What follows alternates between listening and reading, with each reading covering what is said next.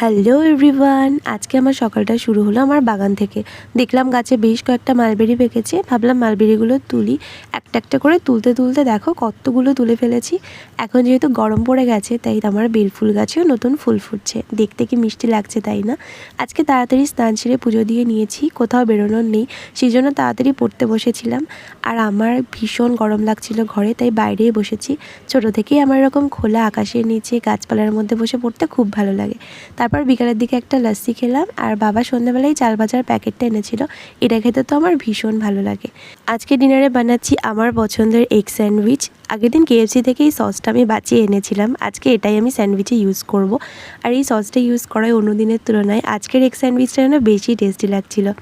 তো তোমাদের সাথে খুব শীঘ্রই আমি একটা ওয়াটার ইটিনারের ভিডিও শেয়ার করছি। তো আজকে ভিডিওটা এইটুকুই। ভিডিওটা ভালো লাগলে অবশ্যই কিন্তু একটা লাইক অ্যান্ড সাবস্ক্রাইব করে দিও। দেখা হচ্ছে আবার নেক্সট ভিডিওতে।